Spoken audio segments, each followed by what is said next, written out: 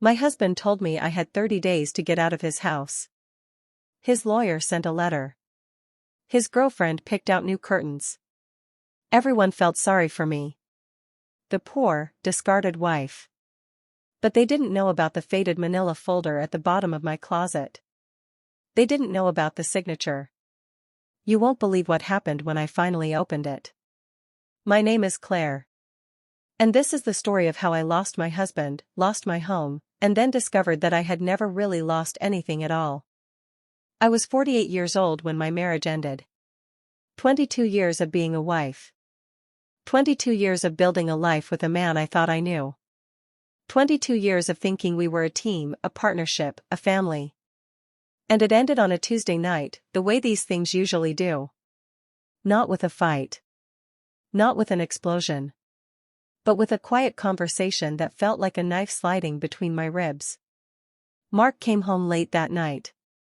That wasn't unusual anymore. He had been coming home late for months. He said it was work. He said it was stress.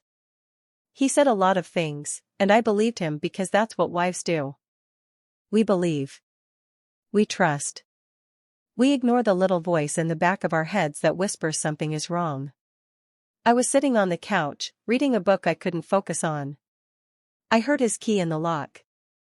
I heard the door open and close. I waited for him to come into the living room like he always did, to kiss my forehead, to ask about my day. But he didn't. He just stood in the doorway, watching me. I looked up. And in that moment, I knew. I didn't know the details. I didn't know who or when or how long. But I knew. The way he stood there, the way he held himself, the way he wouldn't quite meet my eyes. I knew. We need to talk, he said. Those 4 words. The most dreaded words in any language. I put my book down. I folded my hands in my lap to stop them from shaking. Okay, I said. I'm listening. He didn't sit down. He stayed standing, as if he needed to be ready to run. I'm not happy, Claire, he said. I haven't been happy for a long time. And I've met someone else. The words landed like stones dropping into deep water. I heard them. I understood them. But they didn't feel real. They felt like lines from a movie, lines someone else was supposed to say.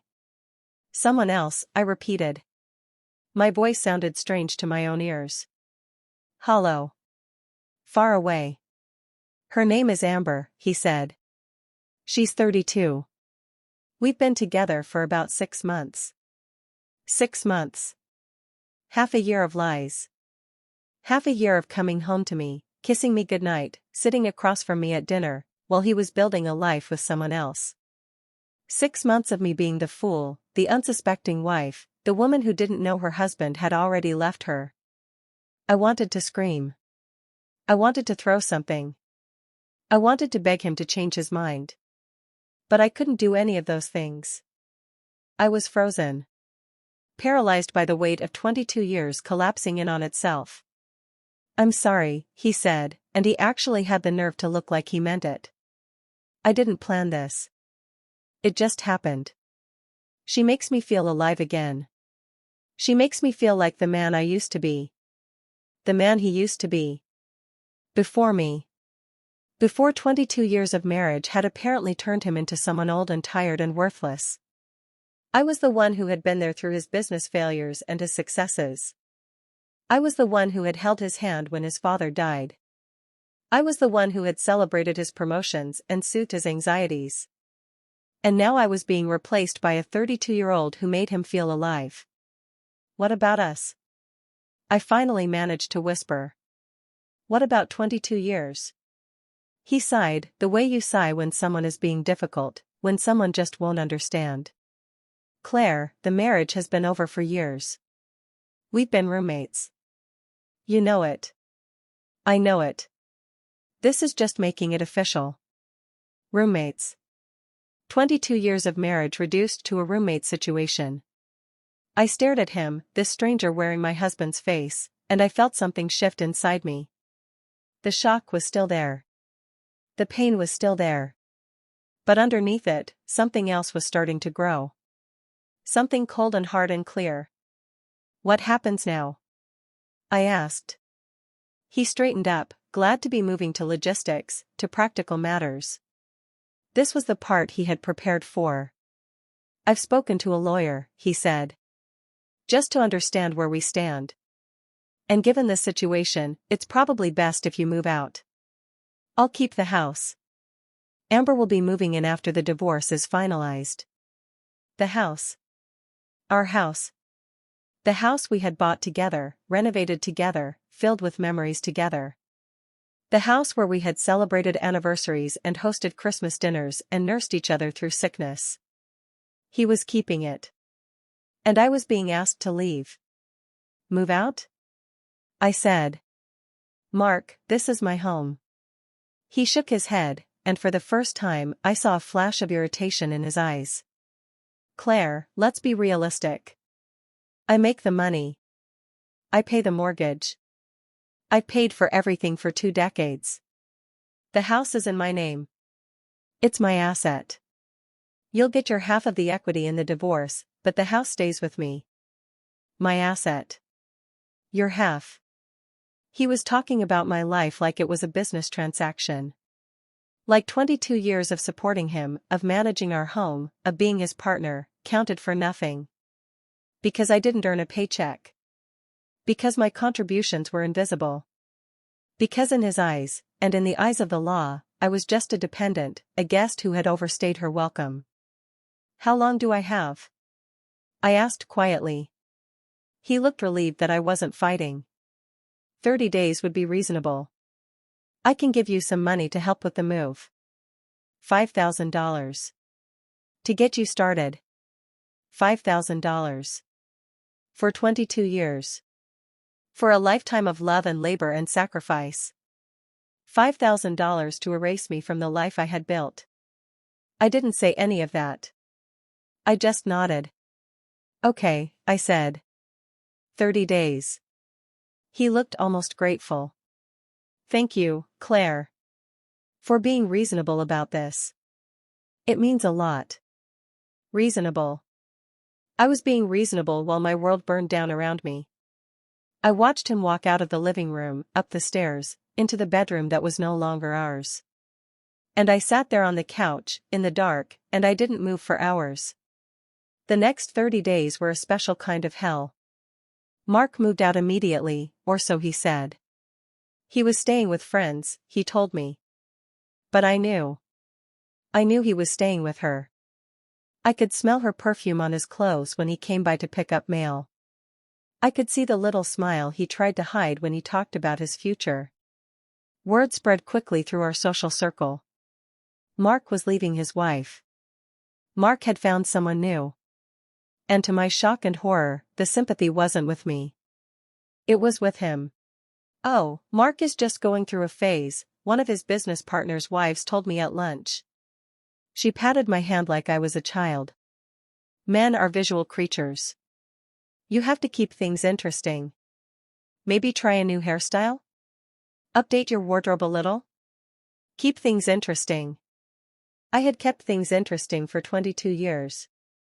I had planned surprise parties and romantic getaways. I had learned to cook his favorite meals. I had supported his dreams and swallowed my own. And somehow, it was my fault that he found me boring. My fault that a 32-year-old woman had caught his eye. Other friends started to drift away. Dinner invitations stopped coming. I was no longer part of a couple, and in our world, that made me a liability. A sad, single woman of a certain age who reminded everyone else that marriages could fail, that love could end, that safety was an illusion. I spent my days packing. 22 years of memories, folded into cardboard boxes. Photo albums and kitchen gadgets.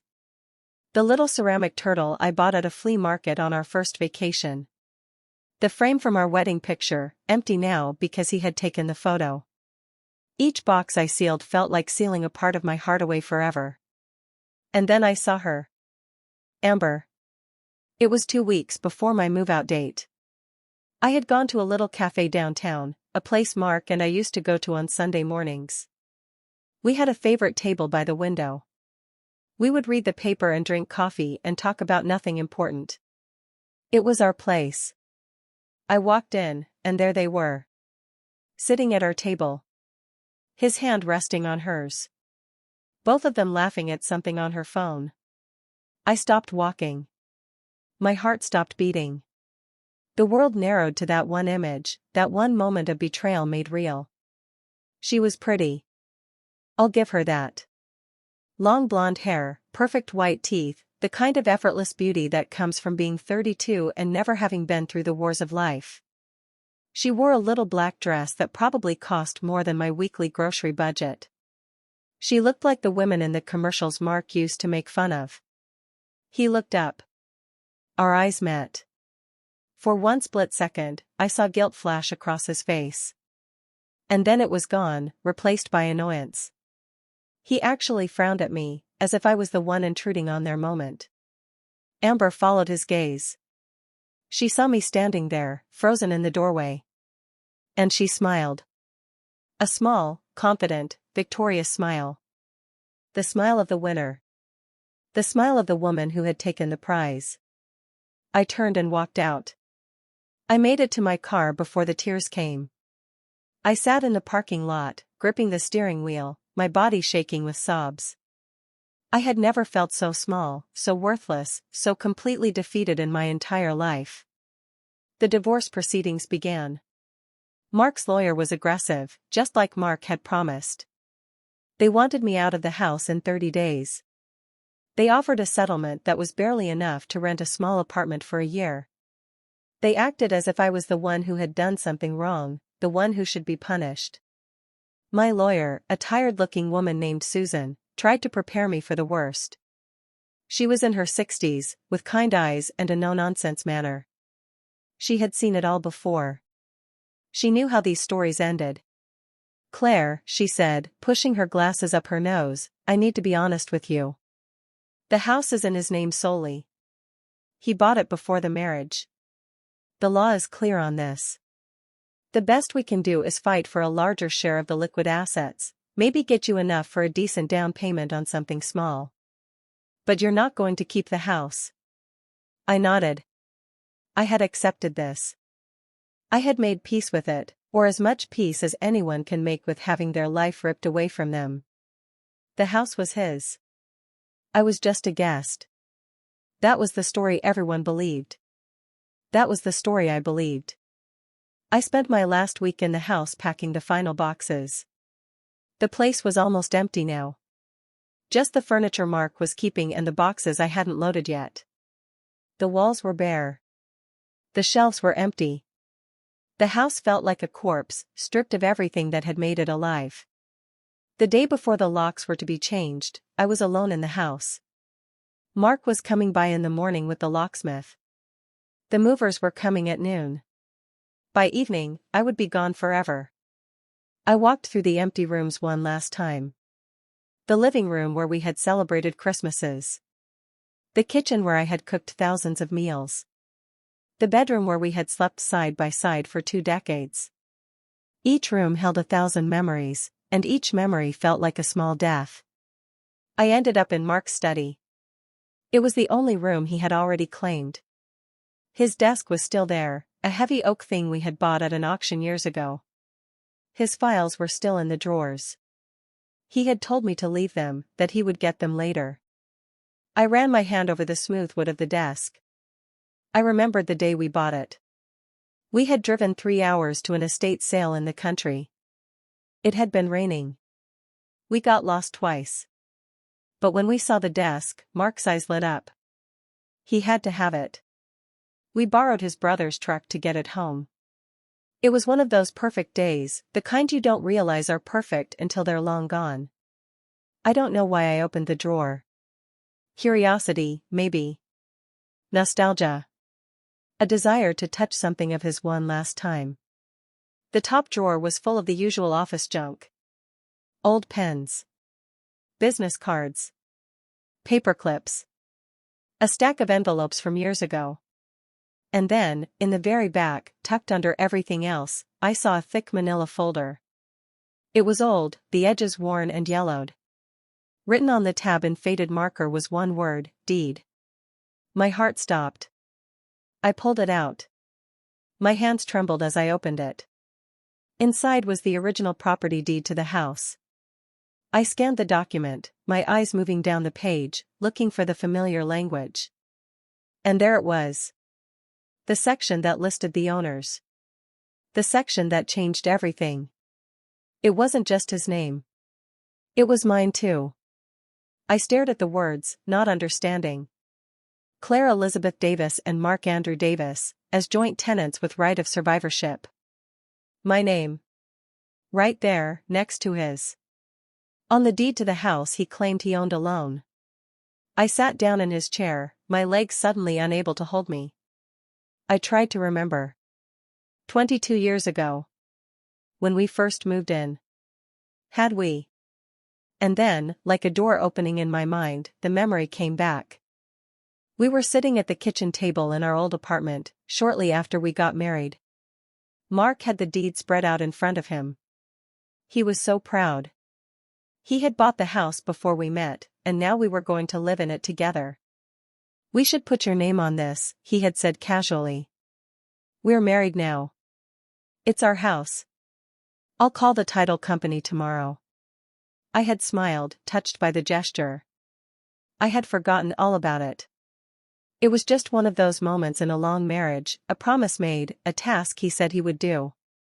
Over the years, as he paid the mortgage and handled the taxes, I assumed he had never followed through. I assumed the house was still just his. But he had followed through. He must have. This document proved it. He had added my name to the deed 22 years ago and then, apparently, forgotten that he had done it. Or maybe he thought I had forgotten. Maybe he was so certain of his control, so sure of his dominance, that he never bothered to check the paperwork himself.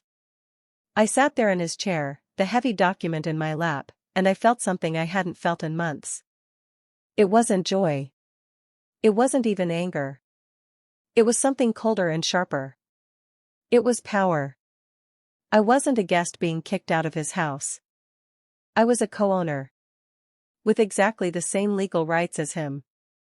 I didn't tell anyone. Not my lawyer. Not my friends. Not my family. I kept the deed hidden, tucked away in a box of old photo albums that I loaded onto the moving truck the next day. I played the role they had assigned me. The broken woman. The discarded wife. The sad, middle-aged loser being kicked out of her husband's house. Because I knew. And the waiting gave me time. Time to plan. Time to prepare. Time to savor what was coming. Mark showed up the next morning with the locksmith. He brought Amber with him, of course. He wanted her to see it. He wanted her to witness the final humiliation, the moment when I was permanently locked out of the life I had built. The locksmith was a young guy in a uniform, carrying a keypad and a toolbox. He didn't look at me. He didn't acknowledge me. I was just furniture to him, a piece of the scenery. He walked up to the front door and started working. Mark stood on the driveway with his arm around Amber, watching me load the last few boxes into my car. They didn't offer to help. They just watched. And smiled. Amber whispered something in Mark's ear. He laughed. A low, private joke at my expense. I kept loading boxes. I kept my head down. I played my part. The movers had already left with the truck. Only my car remained, packed to the roof with the remnants of my life. I closed the trunk and turned around. The locksmith was finishing up. He tested the new keypad, gave Mark a thumbs up, and walked away. Mark turned to me, his smile widening. Well, he said. I guess this is it. The code is changed. New owners moving in. He squeezed Amber's shoulder. She beamed. I stood there, looking at them. Then I looked at the house. My house. I took a deep breath, and I spoke. Mark, I said. Before I go, there's something you should know. He rolled his eyes. Claire, please. Don't make this harder than it needs to be. Just get in your car and go. It's about the deed, I said. He froze. Amber's smile flickered. What about it? Mark asked, his voice suddenly careful. I reached into my handbag and pulled out the manila folder. I held it up. This deed, I said. The one that proves who owns this house. He laughed, but it was forced. I know what's on that deed. My name. That's all that matters. I opened the folder and pulled out the document. I walked toward him, holding it so he could see. You should have read it more carefully, Mark. 22 years ago, when we got married, you told me you were putting my name on it. And you did. It's right here. Claire Elizabeth Davis and Mark Andrew Davis, as joint tenants with right of survivorship. The color drained from his face. He stared at the document like it was a ghost. That's not possible. I paid for this house. It's mine. It was yours, I said. But 22 years ago, you made it ours. And legally, ours means I have just as much right to be here as you do. More, actually. You just changed the locks on a house you don't exclusively own. Amber's smile was completely gone now. She looked at Mark, then at me, then back at Mark. Mark? What is she talking about? You said the house was yours. It is, he snapped at her. Then he turned to me, his eyes wide with panic. This is a trick. You forged that. You're trying to extort me. I shook my head slowly, calmly. It's not a trick. It's recorded at the county clerk's office. You can check. In fact, I already did. It's a matter of public record. So here's the situation. You've just locked me out of my own property. That's illegal. And you and your friend are currently trespassing. Amber stepped away from Mark like he was on fire. Trespassing? You told me this was settled. You told me she was leaving and the house was ours. She is leaving. Mark shouted. Then he turned back to me, his voice dropping to a desperate whisper. Claire, please. We can work this out. We can be reasonable.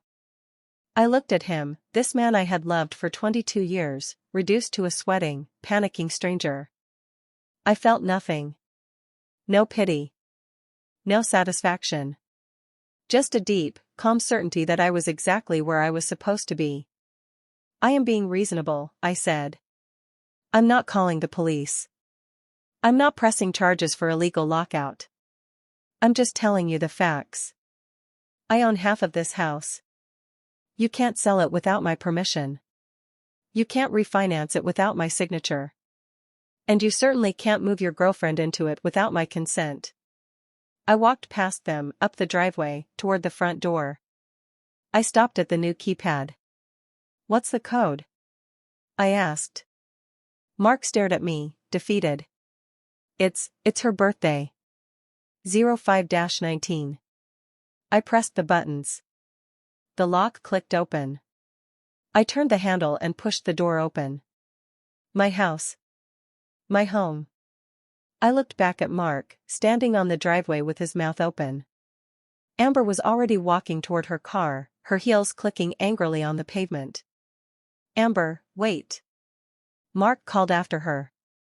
She didn't stop. She got in her car and drove away, leaving him alone.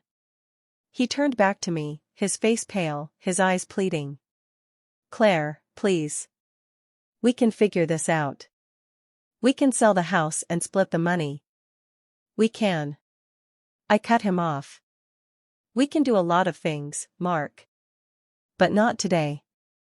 Today, I'm going to unpack some boxes.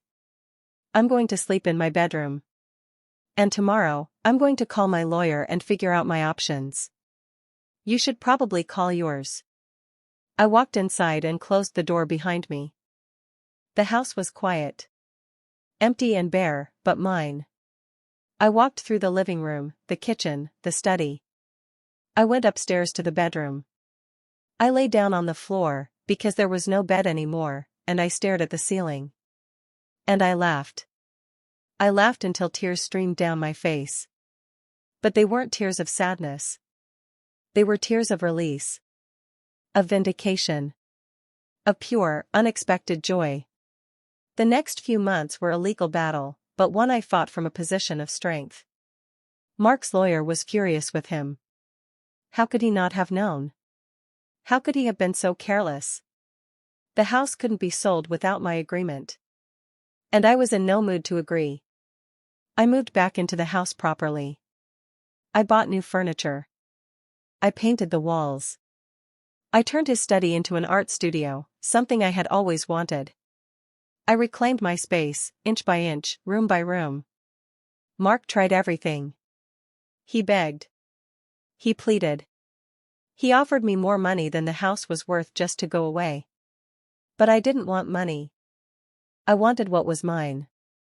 And what was mine was half of that house. In the end, we reached an agreement. I bought him out. I paid him for his half of the equity, using money from the divorce settlement and a small loan from my brother. It was a fair price. A reasonable price. And it meant the house was finally, completely, entirely mine. Mark took the money and moved into a small apartment on the other side of town. I heard through mutual friends that Amber didn't last. The illusion of the successful man with the beautiful house had been shattered. He was just a middle-aged guy with a messy divorce and a lot of regrets. She was gone within 2 months. I didn't feel sorry for him. I didn't feel glad either. I just felt free. About a year later, I was in my garden, planting flowers. It was a warm spring day, the kind of day that makes you believe in second chances. I had a small radio playing on the porch. I was wearing old jeans and a t-shirt, my hands covered in dirt. I was happy. Really, truly happy for the first time in years. I heard a car pull up outside. I looked up, and there was Mark, getting out of a beat-up old sedan. He looked older. Tired. The confidence that had once radiated from him was gone, replaced by something soft and uncertain. He walked up the path, his hands in his pockets. "Hi, Claire," he said. I stood up, brushing the dirt from my knees. "Mark." He looked at the house. At the new flower boxes I'd installed. At the fresh paint on the shutters. At the garden I had planted with my own hands. "It looks good," he said quietly. "It is good," I replied. He nodded, shuffling his feet. I wanted to say I'm sorry. I know it doesn't change anything. I know I don't deserve your forgiveness. But I wanted you to know that I know I was wrong. I threw away the best thing that ever happened to me." I looked at him, this stranger who had once been my husband. I searched my heart for anger, for pain, for anything. And I found nothing. He was just a man. A sad, ordinary man who had made terrible choices and was now living with the consequences. "You didn't throw me away, Mark," I said calmly. "You threw yourself away. I just happened to be standing nearby when you did it." He flinched. For a moment, I thought he might cry. But he just nodded. "Yeah," he said. "I guess I did." We stood there in silence for a moment. A bird sang in the tree above us. The radio played a song I didn't recognize. "Take care of yourself, Claire," he finally said. "I will," I said. And I meant it. He turned and walked back to his car. He got in, started the engine, and drove away. I watched until his car disappeared around the corner. Then I turned back to my flowers. Life is strange. It has a way of surprising you when you least expect it. For so long, I felt like a victim. Like someone who had been acted upon, pushed around, discarded. I had let Mark define my worth. I had let his betrayal become my story. But that faded manila folder, that forgotten deed, reminded me of something crucial. Sometimes, the power was always yours. You just forgot you had it. You just let other people convince you that you were small, that you were weak, that you were nothing without them. I am not nothing. I am not small. I am a woman who built a life, lost it, and then built it again, stronger and better than before. I am a woman who owns her home, her future, and her story. They underestimated me.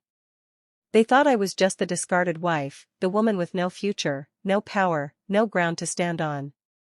But I was the woman who owned the ground they were standing on. And in the end, that made all the difference. If you've ever been underestimated, you know exactly how this feels.